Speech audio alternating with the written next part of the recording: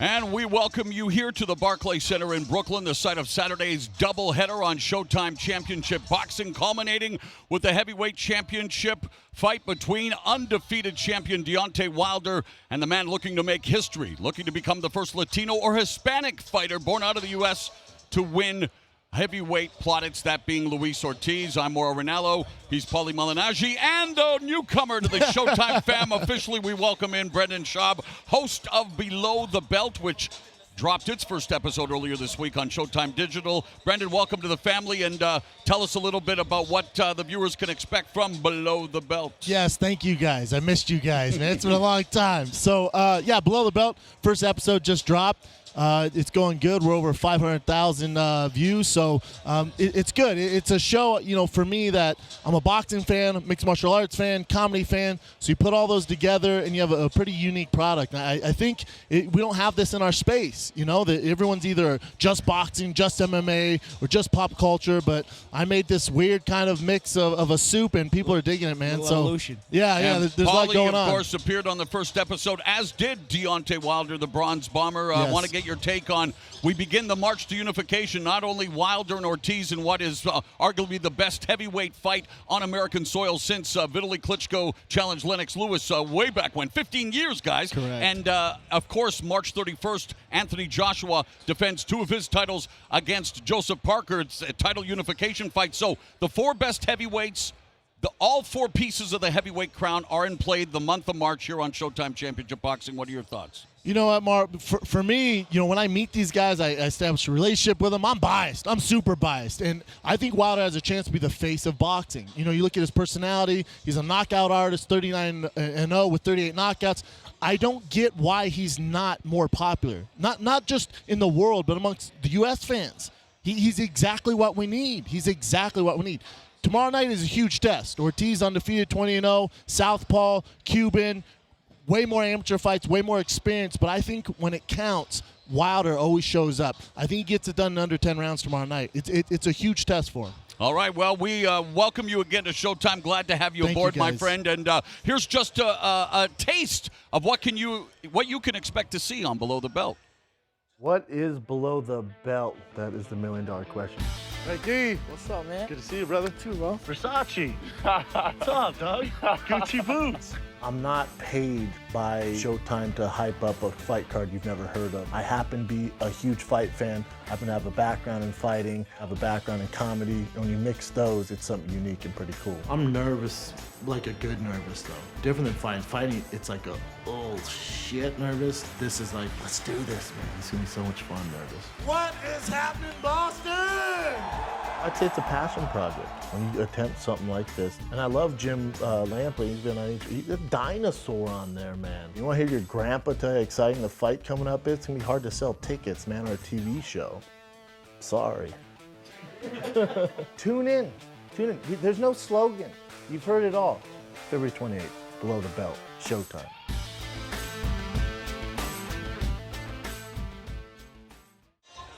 Make sure you check out Below the Belt with Brendan Schaub on Showtime digital platforms as we welcome in International Boxing Hall of Famer, Showtime boxing analyst, and our unofficial scorer on Showtime Championship Boxing, Mr. Steve Farhood. And Steve, again, we are just days away. In fact, March 8, 1971, the most significant fight in maybe one of the most significant fights in heavyweight history, but definitely the most significant heavyweight title fight here in New York.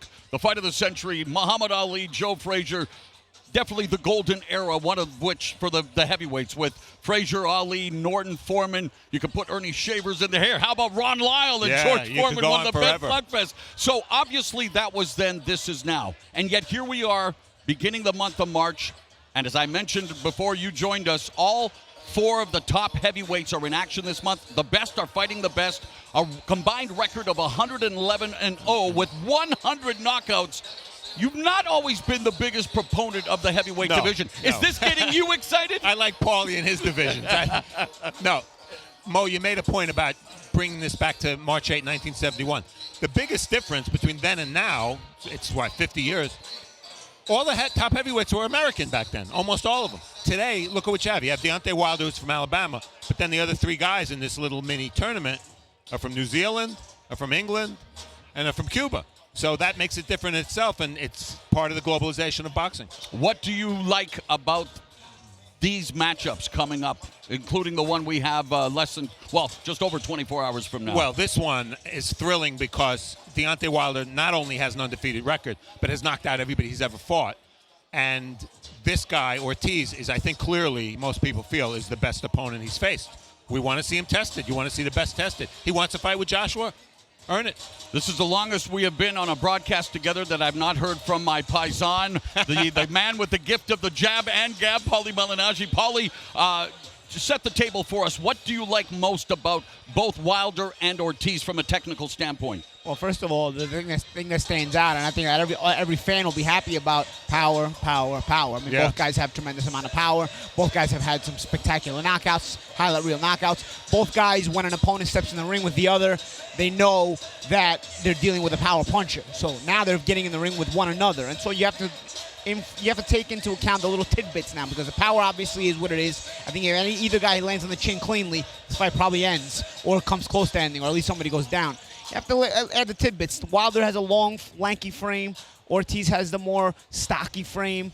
Southpaw stance of Ortiz, the jab of Wilder. So now you start to put it together. Okay, Wilder with that long, lanky frame likes to use that jab, likes to pump out that jab. A lot of times he looks to me like a welterweight when he's jabbing. You know, like you can see the Marv Breland influence in him, the way he's snapping that jab and popping it out. I haven't seen a jab that snappy maybe since Lennox Lewis or even Muhammad Ali. You know what I'm saying? Klitschko had a good jab, but it was a different kind of jab. You know, you didn't have that rubber band. It was almost that rubber band jab, you know? And he has that kind of rubber band jab. Interesting thing, though. Ortiz has the Cuban amateur pedigree. He's also a southpaw. A lot of times it's more difficult to jab at a southpaw. Makes things a little awkward. Szpilka made things a little awkward for Deontay in spots in that fight. Ortiz is obviously more polished. He has that Cuban amateur pedigree. Is he going to be able to eliminate the jab of Wilder? You know, is he going to make Wilder doubt his own jab? Because I think that's where the battle starts. You saw the battle line right there. Is Wilder going to be able to dictate with his jab? And if he is, it gives him a big advantage. Oh, yeah. Well, But if Ortiz takes that away from him, takes that ability away from him with the southpaw stance and with his experience, does Wilder have any other ideas to kind of figure his way through the rounds? Because these are power punchers. You have to have your ideas pretty set in stone. Well, of course, public enemy number one for the southpaw is that right hand down the middle, and Wilder has one of the best right hands in the heavyweight division. That's why he has 38 knockouts and 39 wins, no doubt. And as you said, that right hand is usually the best weapon against the southpaw. So, Paulie can analyze, and no one's better at it than Paulie with X's and O's. But I'll tell you, a lot of times when a southpaw fights a righty, it comes down to a simple thing. Does the right-hander land the right hand more than the southpaw lands the left hand? Yep. And that involves the foot positioning and everything else. And, Paulie, what about Deontay Wilder's style? Many people believe that he puts the wild in Wilder. And when we talked to him at the fighter meeting about his style, everyone in his camp says there is a method to this madness. You may think he looks like he's out of control, he's reckless. He's right where he wants to be. Do you believe them, and do you agree with that? No. I think when he's getting reckless, he's not where he wants to be. I don't think anybody purposely is reckless. Is he a little awkward? Absolutely, he's a little awkward. I think people are taking too much into account the Stavern KO. Stavern had already gone down, and Stavern had gone down from a cleanly delivered 1-2. Okay, after everything that happened after it, the guy's hurt. So Wilder gets a little wild. He starts to change the angles a little bit. I don't count that anymore because that's not going to happen if Stavern's not hurt already. So I look at this with Wilder. Wilder has a great jab and a great right hand, and his sense of positioning is good when he's got his footing, when he's got his jab and the right hand going. There are a couple of things that get him out of position. One is if he's got a guy hurt. For me, that's not as risky because the guy's already hurt. But two, when offense comes his way, okay, we saw guys like Gerald Washington put him out of position, and he starts to look a little wild. We saw the Molina fight. He goes out of position a little bit. When offense comes his way, he doesn't slip, slide, and cover in a balanced way all the time. Sometimes he gets himself out of position, and he's kind of got these arms out there.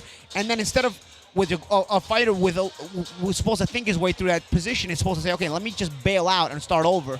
Instead, he'll try to fight his way out of those bad positions. And all of a sudden, that puts you in position to be set up, to be hit hard. But one of the things that enables him to be so awkward, off balance, at times amateurish, is he's 6'7", he's got a long reach, and he's an excellent athlete. Yeah, and he only weighs 220. He's not a big guy. You'll get away with it, especially as a great athlete, and he's also a good fighter in general. You'll get away with it. But as you're going up the ladder to better and better fighters, there are going to be guys who give you those throwaway punches, knowing they're going to put you out of position. They're going to throw punches at you, not even intending to land them, just intending for you to get out of position, and then be ready to pounce once you're out of position for the well-balanced shots that will hit you and hurt you. Right. I think it's something that Wilder has to work on, because I think Wilder has his legs under him with the jab. He can be better positioned to be even jab backing up. Jab stepping in, obviously, is always something he's good at. But I think if his positioning is good on offense and defense, he's a very tough guy to beat. Luis Ortiz, his best performance against former title challenger Bryant Jennings, stopping him, something that Vladimir Klitschko was unable to do. But then he fought Malik Scott, a common opponent with Deontay Wilder. Wilder humiliated Scott, finished him in the first round. Scott, non-factor. In fact, Scott may have thought about putting that brown paper bag he put on at the weigh-in after the fight. But in terms of Ortiz against Scott, very slow. Didn't look like the way he looked against Brian Jennings. And I know styles make fights. The question is, he's now even older. 38, allegedly. What do you think Ortiz will bring to Deontay Wilder Saturday night? I think the common perception is that Ortiz has to crowd Wilder, has to get close. The irony of that is that while Ortiz is shorter than Wilder, according to our numbers, he has an 84-inch reach, 1 inch longer than Mike Teodoro, our official, it's 68 inches. It's not 84. 68. Yeah. Somebody didn't do their homework there. It's a real bad, and it's funny because I had this conversation with Mike Teodoro. And you're right, because all the media said it was 1 inch big. He's 3 inches shorter, and actually it's 4 because I guess now he's 6'3". He's shrinking and he's losing It's unbelievable, man. But we better get this fight started. It's according to you're right, because Mike Teodoro said it's much less than 84 inches. Well, then the common perception that Ortiz has to get close is even more true. Yeah. And he's going to have to get close, and to get close, he's got to worry about two things. He's got to worry about the jab, and he's got to worry about that straight right hand. All right. Of course, we begin with the rematch of a controversial fight from last year between Jose Uzcategui of Venezuela and now living in Mexico, and his opponent, Andre Durrell, who was an Olympic medalist and someone who was 0 for 2 in championship fights, a disputed loss to Carl Froch, and then was defeated by former champion James DeGale. But Andre Durrell, no stranger to controversy, was won via disqualification against Arthur Abraham in the Super 6 tournament. Abraham clearly hit him while he was on the ground.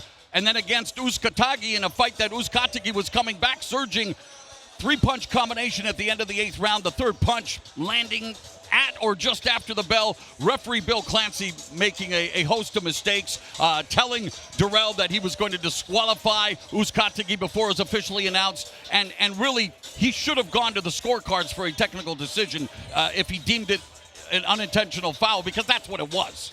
Well, one of the problems in boxing rules is that a referee very often has to try to determine intentions.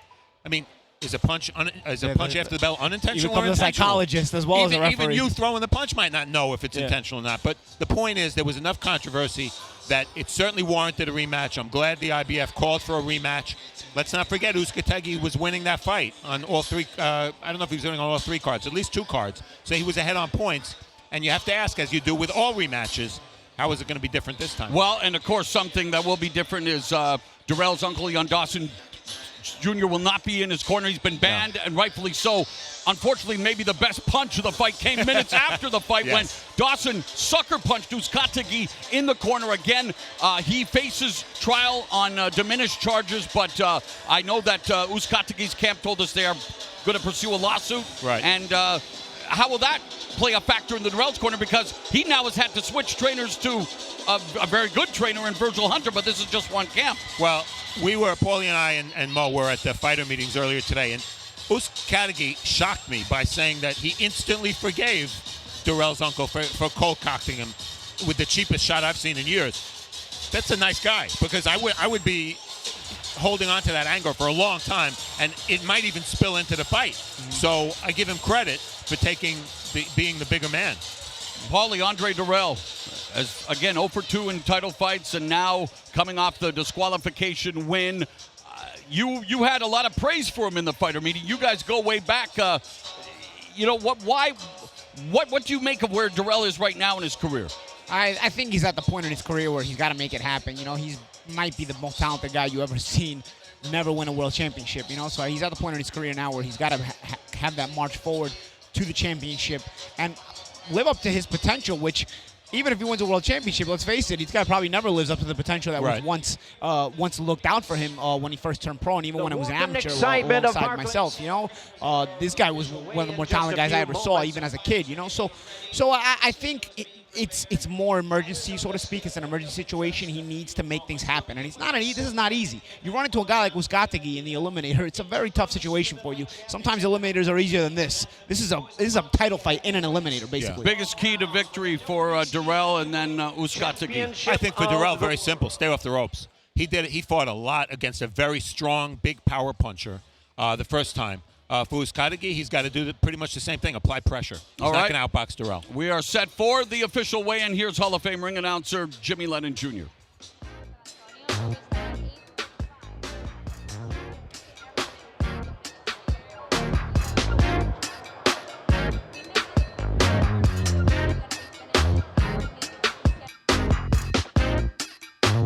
Well, we were hoping that Jimmy Lennon Jr. would be sharing with us his melodious voice, but obviously not yet. So we'll talk a little bit more about the principles involved. We have Jose Uzcategui coming off a career-long 287-day layoff, and he told us that he thought the victory was taken away from him the first time around. He says he's going to prove his skills and show off his power.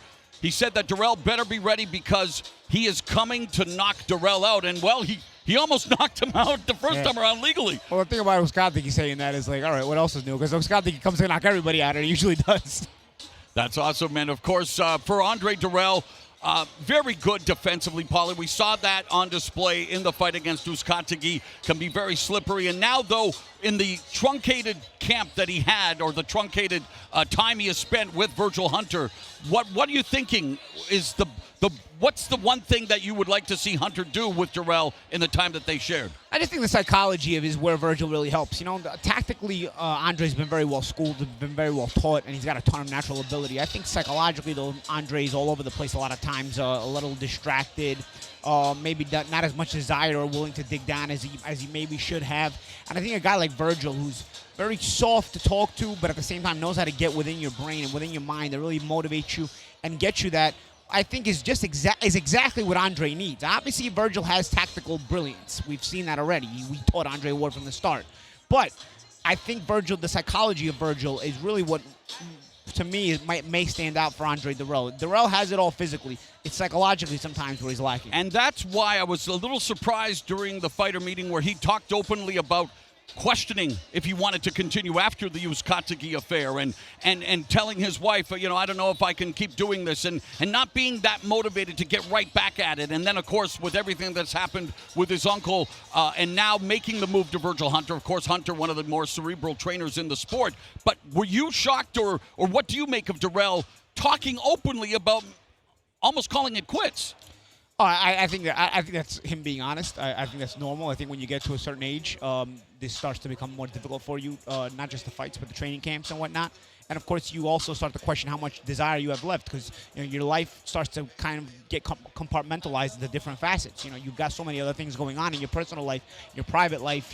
Some guys get married. Some guys have businesses. Some guys have both. Some guys have a lot of things going on. So I think Andre talking about how he was thinking about calling it quits is it doesn't surprise me because these were also things that about his age was where I started to doubt it. Granted, but isn't it dangerous going into a prize fight talking like that?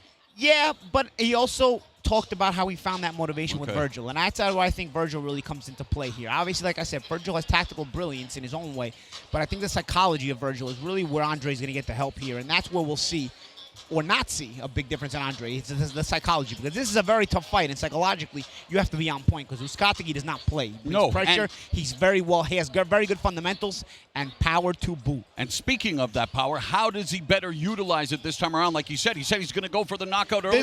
There's no particular way to fight Andre Dirrell, because you say, oh, you pressure him, but he's got so many snake-like ways of weaseling out, sliding around, and just doing all these things. Such a good athlete. He slips and slides in ways unimaginable. Then he's punching at you in crazy angles as well. He's such a good athlete. He's able to keep a balance off of these crazy moves and still be able to punch you. So you say, oh, just cut off the ring. most of the time, cutting off the ring is step A. But with Andre Dirrell, cutting off the ring is not as easy as it seems. He fights out of both stances very fluidly, very well, can slip punches out of both stances very fluidly, very well, and can counterpunch very fluidly, very well out of both stances. So, yeah, you got to bring pressure. You don't want to be reckless, but you don't want to think about not being reckless to the point where now you're not bringing enough pressure, because you give Andre too much space and he'll pick you apart. You get too close to Andre and you're going to slip and he's going to slip and slide and get you frustrated in that way because you're over pursuing. So there's just the right balance. It's not easy to play that way with Andre, but I'll tell you, Uzcategui needs just one and you go down. We are just minutes away from the official weigh-in here at Barclays Center in Brooklyn, New York for the Showtime Championship Boxing doubleheader coming your way Saturday night beginning at 9 o'clock Eastern, 6 Pacific. And yes, the heavyweight title will be up for grabs. Deontay Wilder against Luis Ortiz. Somebody's O has got to go, and if it were up to Wilder after the fight, Luis would spell his surname R-T-I-Z. See what I did there, Paulie? Somebody's O's got to go. We've got, of course, Jimmy Lennon Jr. standing by with the official weigh-in, and of course, we're going to kick things off with Jose Uzcategui against Andre Dirrell. The winner should move into the pole position for a shot at super middleweight title holder Caleb Truax, who recorded the early upset of the year candidate, beating James DeGale last year. And so, yeah, you're right. So what do you think about Caleb Truax facing either Dirrell or Uzcategui? I think it's a fight that both guys would love to have. You know, obviously Truax has earned his world title and he's there and intends to stay. But obviously a world title shot is what everybody wants. And these guys obviously will salivate at the opportunity to fight Truax. And of course, super middleweight burgeoning with talent. What about David Benavidez using more combinations than you find in a Chinese restaurant menu against Ronald Gabriel in their rematch? And so, again, Saturday, a huge night for the heavyweights in what is a huge month for the heavyweight division here on Showtime Championship Boxing. Anthony Joshua, 2012 Olympic gold medalist, selling almost 195,000 tickets in his last 3 fights.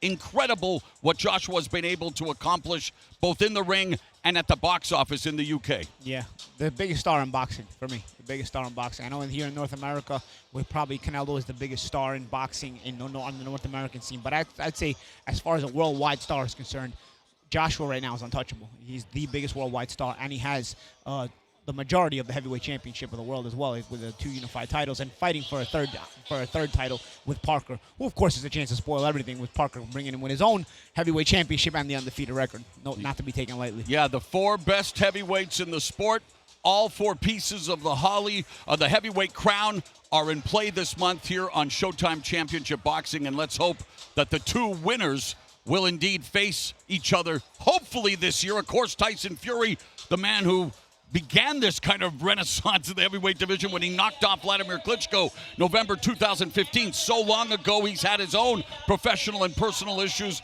but he wants to become a player again.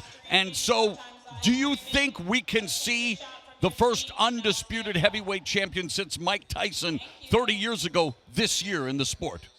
I think it's possible. I think it's possible. I think all the guys want to get in there with each other. It's just a matter of the politics letting it happen this year, or maybe next year. I think no later than next year. All right, take 2. Here's Hall of Fame ring announcer Jimmy Lennon Jr. Hey, she say, do you love me? I tell her only partly. I only love my bed and my mom. I'm sorry. 50 dub, I even got it tatted on me. 81, they'll bring the crashers to the party. And you know me, turn the 02 into the 03. Well, again, twice bitten. What is it? First time, shame on you. The second time, shame on me. I wanted to throw it to Jimmy Lennon Jr., but I guess we're not ready yet. So we will continue, Paulie. In terms of Parker and Joshua, early handicap, what are the keys in that fight? I think with Joshua, obviously, he's got the natural size advantage. Parker's going to want to use his mobility and his movement. Parker not a small heavyweight, but also not really the biggest heavyweight of all. So Parker's going to try to be using some of his athleticism and whatnot. Joshua, fundamentally very sound, great power. I think he's going to be the one to come behind a big, powerful jab and come forward more often.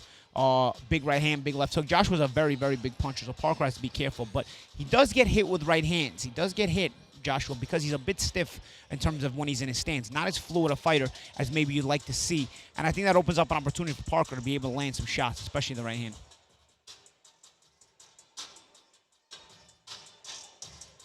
Deontay Wilder talking about the power of three. He celebrates his 33rd birthday this year. His next title defense taking place on the 3rd day of the 3rd month. And he has gone so far as to predict, wait for it, a 3rd round stoppage win on Saturday night. And I'm hoping that this will be the segue that will be the one to end it all, because the 3rd time is the charm. Are we finally ready to go to Jimmy Lennon Jr.?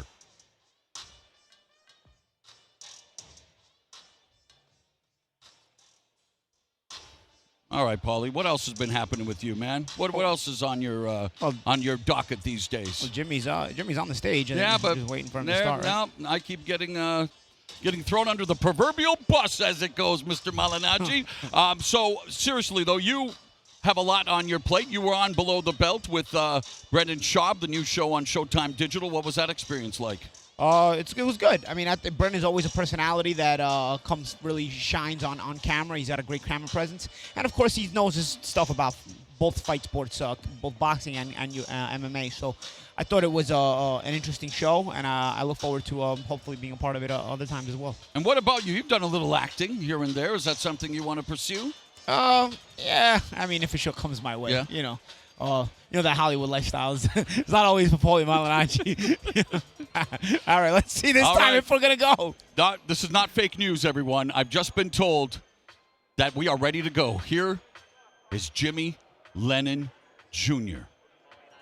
Ladies and gentlemen, a very good afternoon to you, and indeed we welcome you to Barclays Center here in Brooklyn, New York, as Premier Boxing Champions presents the official weigh-in for our big night of action taking place tomorrow night right here at Barclays Center, and it's all brought to you by DeBella Entertainment along with TGB Promotions and Showtime. Is sponsored by Casa Noble Tequila, The Noble Pursuit, and Corona Extra, who invites you to find your beach. Well, ladies and gentlemen, we begin our weigh-ins with the opening attraction on Showtime Championship Boxing. 12 rounds of boxing for the IBF Interim Super Middleweight World Title.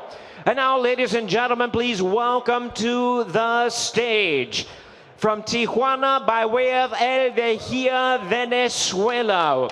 With a record of 26 wins and 2 losses, he has 22 big wins coming by way of knockout. He is ranked the IBF number 3 contender. Please welcome Jose Bolivita Uzcategui.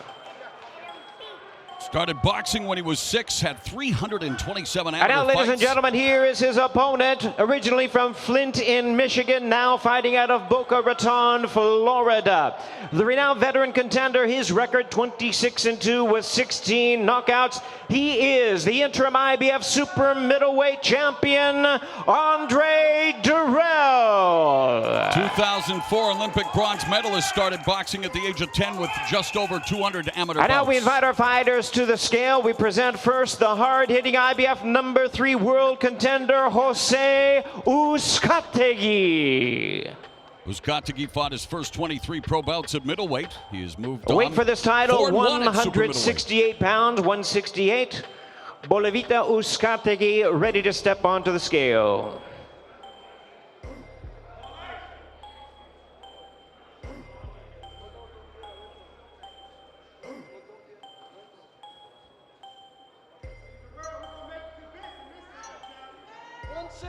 $166 pounds for Bolivita Uzcategui, 166 pounds. Uzcategui coming 2 pounds under. And now the his super opponent, middleweight ladies and limit. gentlemen, he is the interim IBF super middleweight champion, Andre Durrell.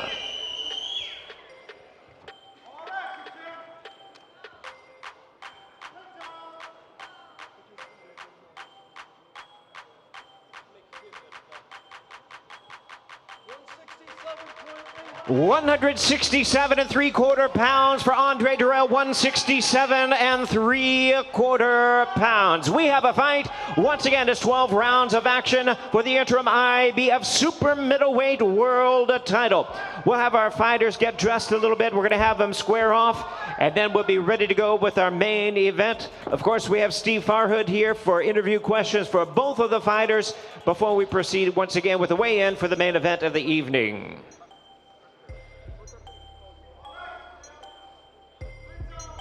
So the IBF ordering this rematch after they felt that referee Bill Clancy erred twice, first in failing to determine whether the punch in question was intentional or unintentional at the end of the 8th round, and second by advising Dirrell of the decision, the DQ of Uzcategui, before it was announced. September of last year, the Maryland It's our State opening Athletic attraction Commission on upheld the result Showtime of the bout by a Championship vote of Boxing 3-1. tomorrow night, 9 p.m. local time. Is this fight features a rematch for the interim IBF Super Middleweight World title. Andre Dirrell, Jose Bolivita Uzcategui.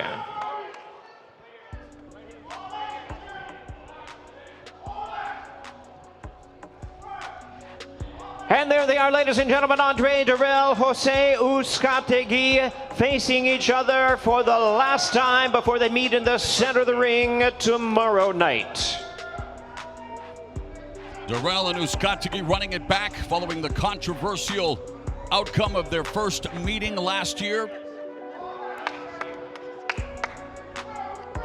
Dirrell winning via 8th round disqualification. And according to our unofficial odds maker, Dirrell, slight favorite over Uzcategui going into the rematch. Will translate for us. The first fight was going very well for him when it ended. What can he do this time to fight even better? Dice que la primera vez la pelea iba bien para nosotros. ¿Qué va a ser lo que vas a mejorar en esta pelea? No dejarle obstáculos a los referees, ¿no? Esta vez voy a ganar más rápido para que los referees no tengan que intervenir. This time the ref won't even have to intervene. I'll knock him out quicker this time. Dirrell has a new trainer, Virgil Hunter. He teaches a certain style of boxing. Does Jose feel that he's going to have to make adjustments because Dirrell will fight differently? Dice que Dirrell tiene un nuevo entrenador, Virgil Hunter, que él entrena una forma de boxeo, que si sientes que tenemos que hacer ajustes para esta pelea, porque es mi entrenador. Va a tener que subir él a pelear con Derek, ¿no? Para que lo ayude. Ni él, ni su entrenador, ni su esquina van a poder esa noche. Esa noche va a estar arriba del ring nomás, él y yo. Maybe if Virgil Hunter gets in the ring too, because that's the only way they could get a win. The corner has to get in, because that's the only way he'll do it. Last thing, he's smiling, he's so light and easy. Is he always like this relaxed before his fights? Yeah, this is him. This is how we are. We wish you luck. Good luck. Buena suerte. Thank you, Jose. Andre Dirrell, you've been through a lot of fights. This is a rematch. When you looked at him in the eyes there, when you did the stare out, what'd you see? A piece of meat. And I'm hungry. This rematch made a lot of sense. Why is it a fight that you wanted so much? Because it was a fight that the IBF demanded. There were 2 wrongs done in that fight, like I said before. I was hit after the bell, and he was hit, after the bell, and the IBF wanted to right that wrong. This is the only way to do so. He deserved the shot, I deserved the shot, and we're going to do it again, and it's going to be a better fight this time around. You told us before you had a great camp. You have a new trainer, Virgil Hunter, someone you know for a long time. How is that going to manifest itself in the ring? It's all about what he instilled in my mind. My ability is there, as we all know. We perfected that, and we trained the mind this time around as well. So we all know that Jose Uzcategui is a fighter in full. The boy can throw, but that's just not going to be enough come fight night. Good luck. My man. Thank you. Mo? Thank you very much, Steve. Andre Dirrell, Jose There they are, Uzcategui ladies and gentlemen. It's going to be an outstanding opening attraction on Showtime Championship Boxing and a rematch, 12 rounds of action for the interim IBF Super Middleweight World title.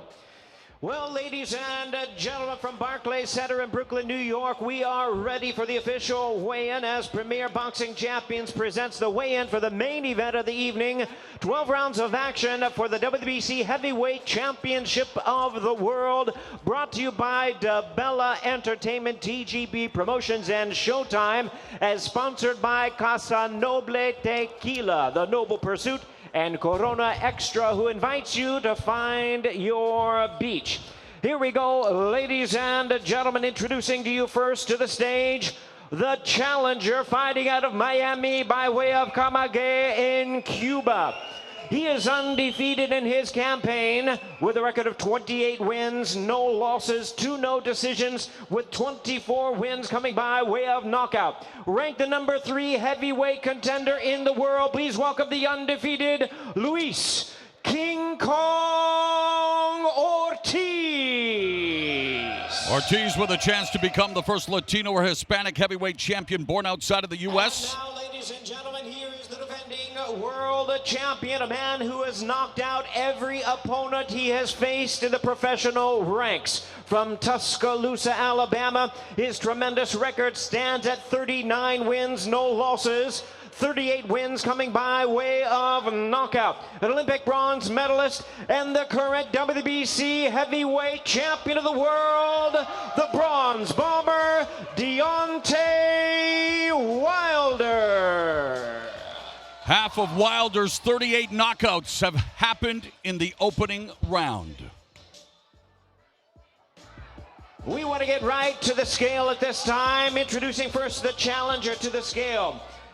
Formerly held the interim heavyweight title. Please welcome the number 3 contender, Luis King Kong Ortiz.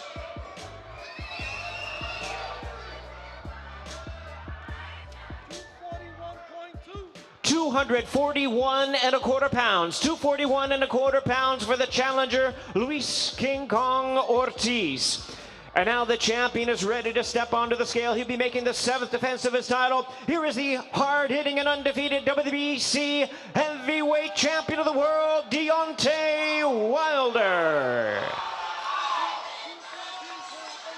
214.75 pounds. 214.75 pounds for the defending champion, the Bronze Bomber, Deontay Wilder.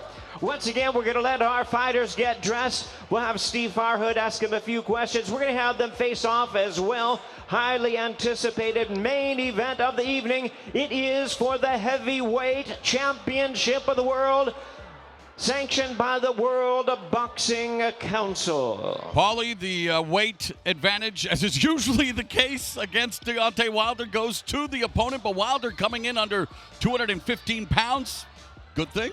It's been a great thing for him. I mean, if it's not broke, don't fix it. You know, he's not really the most physical heavyweight. He's more of a guy who likes his range and likes to set up his range. And what about the shape that Luis Ortiz comes in?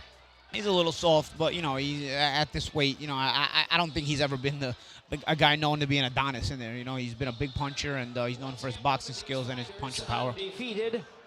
Luis Ortiz making his first attempt at a world title. Deontay Wilder making the 7th defense of his title.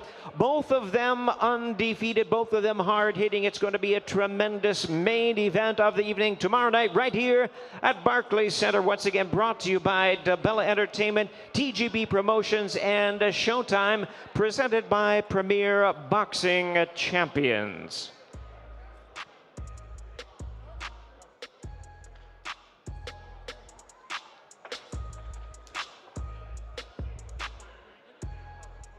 Wilder, the first U.S.-born heavyweight title holder since Brooklyn's Shannon Briggs in 2007.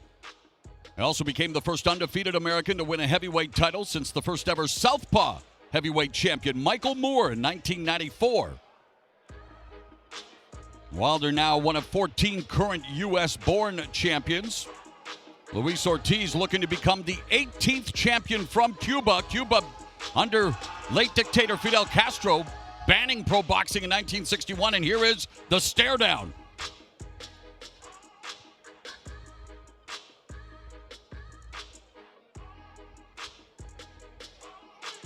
Wilder with the height and reach advantage.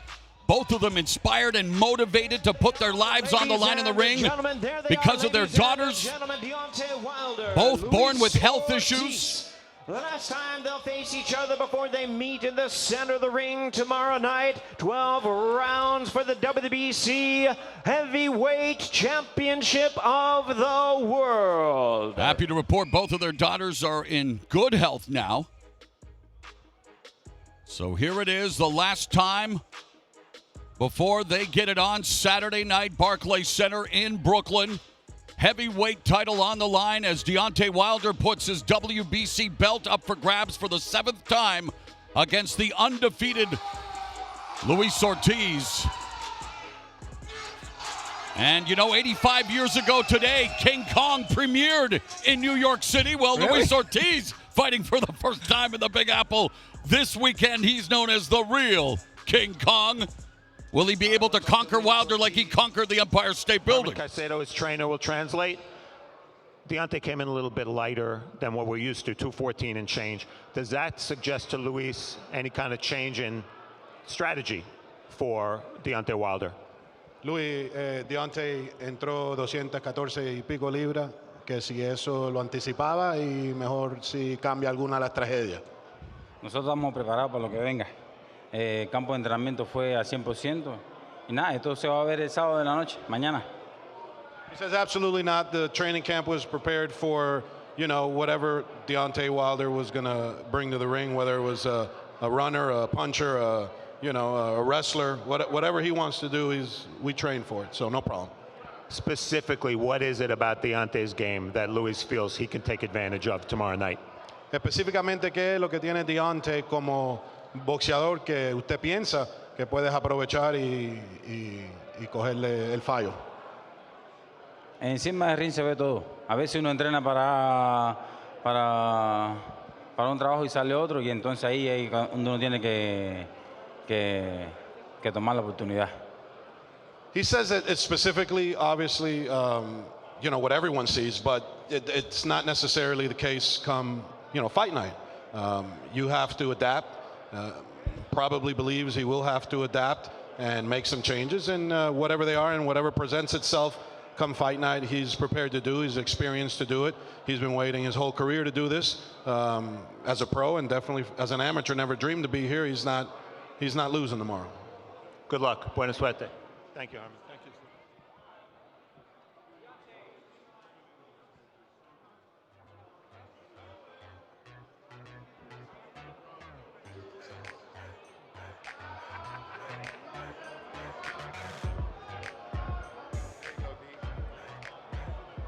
Deontay, 214 and change. A little bit lighter than what we're used to with you. You're always around 220, 222. What does that mean? Is there any significance to it? And was it intentional? That don't mean nothing. I'm gonna let the world know that weight don't mean a thing. It's all mental at the end of the day. Like I said, I'd rather be the part than look the part. I've showed y'all many a times that no matter what the weight is, I put these guys on their ass, and that's what I come to do Saturday night. Over and over again, all my guys have outweighed me, so that's nothing. That's nothing to compare to where I've came from. That's nothing to compare to where I'm going. So come Saturday night, y'all in for a treat, baby. I can't wait. Everybody seems to think this is your toughest test to date as a pro. Do you agree with that? We'll see when we get in the ring. You know, on paper, he looked good against the opposition that he faced, but he's never faced a Brian Spama. He's never faced a guy that got more killer instinct than him. He's never faced a guy that just really want to rip his head off, and I do mean really want to put him down. So I am the best. I say I'm the best. I claim the best, and I'm ready to show it come Saturday night that I'm the best in the world. You did it once already. Give us one more bomb squad. Bomb squad! Let's go, baby. Good luck, Deontay. Thank you very much, Steve Farhood. He'd rather be the part than look the part. And Paulie, he is the WBC heavyweight champion, undefeated Deontay Wilder. And we talked about his weight. He says, hey, it ain't nothing but a thing, Paulie. Well, he's had success thus far, regardless of what his weight is. If it's not broke, don't fix it. So that's how you go. That's how you got to go about handling your business. All right, well, with Jimmy Lennon Jr. in the background, we invite you to join us Saturday night, 9 o'clock Eastern, 6 Pacific, a doubleheader culminating with the heavyweight title of the world, Deontay Wilder against Luis Ortiz, a battle of undefeated heavyweights. We'll see you Saturday night only on Showtime.